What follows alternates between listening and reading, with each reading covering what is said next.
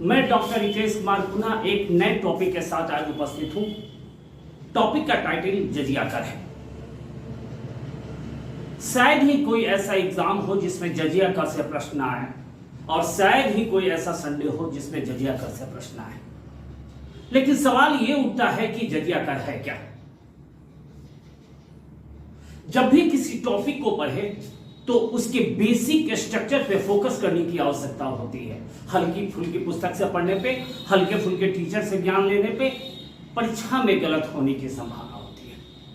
सामान्यतः जजिया कर है क्या? तो जजिया कर एक धार्मिक कर है जो गैर इस्लामियों से लिया जाता है। छात्रों के मध्य यह आम धारणा है कि जजिया कर हिंदुओं से लिया जाने वाला कर है। ऐसा कुछ नहीं है। जजिया कर गैर इस्लामियों से लिया जाने वाला कर है। सामान्यतः यह कर हिंदू, सिख, पंजाबी, जैन धर्म मानने वाले, बौद्ध धर्म मानने वाले लोगों से भी लिया जाता था। अतः इसे केवल यह कह देना कि यह हिंदुओं से लिया जाने वाला कर है न्यायोचित नहीं होगा। सरल भाषा में कहा जा सकता है कि जजिया कर वैसे लोगों से लिया जाता है जो इस्लाम मत में विश्वास नहीं करते हैं। उन्हें अपनी सुरक्षा के लिए एक प्रकार का धार्मिक कर देना होता था, जिसे हम क्या कर सकते हैं, जजिया कर सकते हैं। जब हम जजिया कर के इतिहास पे गौर करते हैं तो हम पाते हैं कि विश्व में सर्वप्रथम जजिया कर लगाने का श्रेय किसे दिया जाता है? मोहम्मद बिन कासिम को दिया जाता है। 712 ईस्वी में मोहम्मद बिन कासिम का भारत पे सफल आक्रमण हुआ और इस आक्रमण के दौरान सिंध क्षेत्र में मोहम्मद बिन कासिम ने 712 ईस्वी में जजिया कर को लागू किया। कई बार एग्जाम में आपसे सिंध का क्षेत्र न देकर देवल क्षेत्र का उल्लेख किया जाएगा। सिंध के अंदर ही देवल का क्षेत्र है जहां पे सर्वप्रथम मोहम्मद बिन कासिम के द्वारा जजिया कर को लागू किया गया था। भारत पे जो अरबों का आक्रमण हुआ उसकी इतिहास लंबी है, लेकिन 712 ईस्वी में मोहम्मद बिन कासिम के द्वारा पहली बार भारत पे सफल आक्रमण किया गया था। जजिया कर में ब्राह्मणों को, विकलांगों को, शारीरिक रूप से अपंग लोगों को यह कर देने से वंचित किया गया था, अर्थात इन्हें इस प्रकार का कर नहीं देना था। लेकिन जब भारत के में इस्लामी इतिहास पे हम गौर करते हैं तो भारत में पहली बार तुर्की साम्राज्य अर्थात इस्लामी शासन की शुरुआत किस वंश से होती है? दास वंश से होती है। इसी दास वंश को हम गुलाम वंश या मामूलक वंश के नाम से जानते हैं, जिसके संस्थापक कौन थे? कुतुबुद्दीन ऐबक थे। कुतुबुद्दीन ऐबक के द्वारा 1206 ईस्वी में गुलाम वंश की स्थापना की गई और भारत में जो विधिवत इस्लामी शासन की शुरुआत होती है वह 1206 ईस्वी से प्रारंभ होती है। अर्थात दास वंश या गुलाम वंश के समय से भारत में वैधानिक रूप से इस्लामी शासन की शुरुआत होती है और कुतुबुद्दीन ऐबक के द्वारा सर्वप्रथम भारत में जजिया कर को लागू किया गया। कुतुबुद्दीन ऐबक ने जजिया कर को कब लागू किया? 1206 ईस्वी में लागू किया। लेकिन यह जजिया कर जिसे ब्राह्मणों को नहीं देना था, ब्राह्मणों पे जजिया कर लगाने का श्रेय किसे दिया जाता है? तो फिरोज शाह तुगलक को दिया जाता है। फिरोज शाह तुगलक सल्तनत काल का एक शासक था जिसे धर्मांध निरंकुश के नाम से जाना जाता है। वह कट्टर इस्लामी शासन की शुरुआत करता है। उसने 24 प्रकार के कर को समाप्त कर दिया और मात्र 4 प्रकार के इस्लामिक कर को लागू करने का श्रेय किसे दिया जाता है? फिरोज शाह तुगलक को दिया जाता है। उन्होंने जब ब्राह्मणों पे जजिया कर लगाया तो दिल्ली के ब्राह्मणों के द्वारा इसका घोर विरोध किया गया और अंतोगत्वा यह निर्णय लिया गया कि दिल्ली की जनता ब्राह्मणों पे आरोपित जजिया कर के शुल्क को देने का प्रयास करेगी, न कि ब्राह्मण देंगे। यह बहुत इंपॉर्टेंट लाइन है, इस पे गौर करना है। आगे चलकर भारत पे खिलजी वंश का शासन प्रारंभ होता है और खिलजी वंश के सर्वाधिक महानतम शासक में से एक शासक अलाउद्दीन खिलजी हैं, जिन्हें द्वितीय सिकंदर या सिकंदर सानी के नाम से जाना जाता है। उनके द्वारा जजिया कर को काफी कठोरता से लागू किया गया और यहां ध्यान देने की बात है, उन्होंने एक आदेश दिया कि वैसी जनता जो जजिया कर देने में असमर्थ है या देना नहीं चाह रही है, उसे गुलाम बनाया जाए, दास बनाया जाए, उनकी खरीद बिक्री की जाए। इसका दूरगामी असर भारत के इतिहास पर पड़ता है।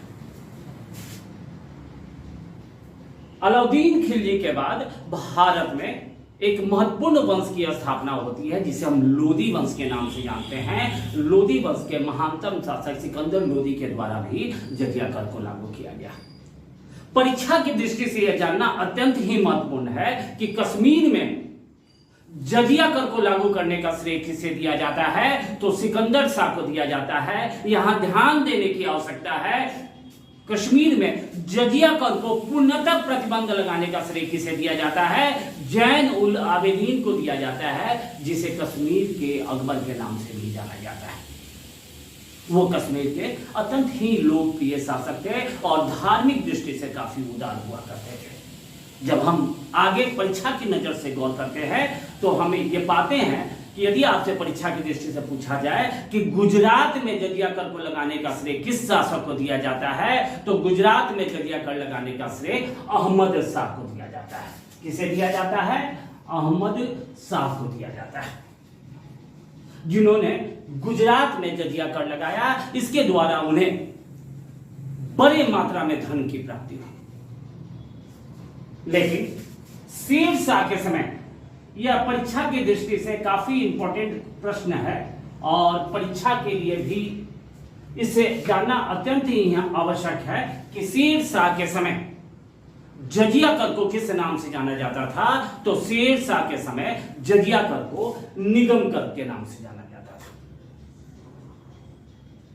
1526 ईस्वी में मुगल वंश की स्थापना हुई और प्रारंभिक शासक बादशाह के उपरांत मुगल कालीन सर्वकालीन महान शासक अकबर का राज्यारोहण होता है। अकबर इस बात को भली भांति समझ लेता है कि भारत में यदि लंबे समय तक शासन करना है तो हिंदुओं को विश्वास में लेना होगा। फलतः उसने सोचा कि जजिया कर को समाप्त कर दिया जाए, जिससे बहुसंख्यक आबादी उनके प्रति विश्वास करने लगे और वो लंबे समय तक शासन करने लगे। इसी क्रम में अकबर के द्वारा 15 मार्च 1564 में जजिया कर को समाप्त कर दिया जाता है। फलतः बहुसंख्यक हिंदू आबादी, विशेषकर राजपूत आबादी, अकबर के प्रति उदार रवैया अपनाने का प्रयास करने लगे। जब हम अकबर की धार्मिक नीति पर गौर करते हैं तो अकबर की धार्मिक नीति को 3 भाग में बांटा जा सकता है। 1556 से 1575, 1575 से 1582 और 1582 से लेकर 1605। लेकिन आप अकबर के धार्मिक नीति का जो प्रथम भाग है, इसमें अकबर पूर्ण रूप से इस्लामी कट्टरता को बढ़ावा दे रहा था, लेकिन चूंकि वो विद्वानों के संसर्ग में ज्यादा रहता था, ऐसी परिस्थिति में उसे यह आभास हो गया कि हिंदुओं को अपने विश्वास में लाना होगा। फलतः अपने धार्मिक काल के प्रथम भाग अर्थात 1556 से 1575 के बीच अकबर हिंदू उदारता की तरफ बढ़ने लगा और 1564 के आसपास 1564 में उसने जजिया कर को समाप्त कर दिया। इसी क्रम में अकबर ने अपनी धार्मिक उदारता को आगे बढ़ाने का प्रयास किया और 1582 में उन्होंने एक धर्म की स्थापना की जिसे हम दीन इलाही के नाम से जानते हैं। इसके स्थापना के कारण अकबर की लोकप्रियता काफी तेज गति से आगे बढ़ने लगी। फलतः इसके विरोध में भी कई लोग थे। अकबर के धार्मिक नीति से नाराज होकर बदायूनी ने अकबर को इस्लाम विरोधी कहा था। जब आगे हम गौर करते हैं तो अकबर की मृत्यु के बाद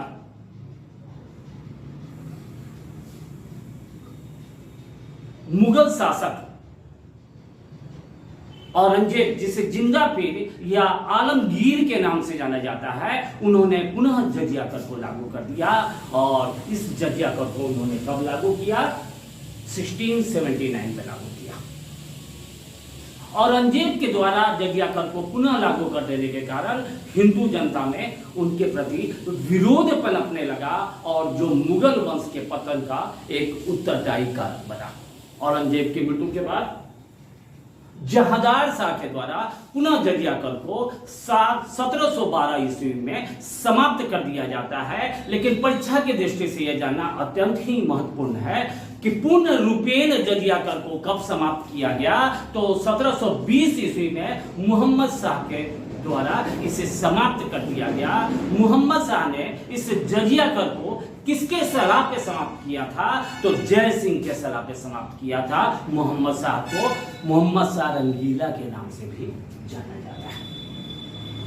जब हम सेगमेंट 3 में गौर करते हैं तो हम पाते हैं कि जजिया कर को आखिर लागू क्यों किया गया। जजिया कर को लागू करने का उद्देश्य क्या था?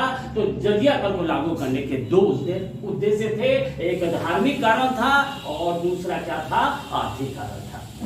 धार्मिक कारण में यह था कि इस्लाम धर्म की प्रचार करना है, धर्म की प्रचार तेज गति से करना है। साथ ही साथ जजिया कर के माध्यम से वैसी जनता जो जजिया कर देने में असमर्थ है, उन्हें दबाव के माध्यम से उनका इस्लामीकरण किया जाए। लेकिन जब हम आर्थिक पहलू पे गौर करते हैं तो आर्थिक कारण क्या है कि जजिया कर के द्वारा बहुसंख्यक समाज से अच्छी खासी धन राशि को इकट्ठा कर ली जाए, जिससे सैन्य खर्च, सैनिक कर्मचारियों के वेतन, पेंशन, समाज कल्याण के लिए धन की प्राप्ति की जाए। क्योंकि भारत की बहुसंख्यक आबादी हिंदू थी, ऐसी परिस्थिति में जजिया कर के माध्यम से एक बड़ी धन राशि शासक को प्राप्त होती थी, जिससे विकास के कार्य होते थे। लेकिन इस जजिया कर का प्रभाव क्या हुआ? तो जजिया कर लगाने के कारण हिंदू जनता का विरोध तेज गति से बढ़ने लगा और मुगलों के पतन का यह एक उत्तरदायी कारण बना। विशेषकर जब 1679 में औरंगजेब के द्वारा जजिया कर लागू की गई, उसके उपरांत भारत की जनता के द्वारा इसका घोर विरोध किया गया और आगे चलकर इस मुगल वंश की समाप्ति हो गई। डाटा कैसा लगा जरूर कमेंट करें, लाइक करें, सब्सक्राइब करें और वीडियो को ज्यादा से ज्यादा शेयर करें। शायद ही यूट्यूब पर ऐसे टॉपिक और इतना ज्यादा मटेरियल आपको कोई प्रदान करता होगा। लेकिन जाते जाते समुंदर का सारा नशा उतर गया। समुंदर का सारा नशा उतर गया। उसने जितना डुबाया मैं उतना उभरता चला गया। धन्यवाद।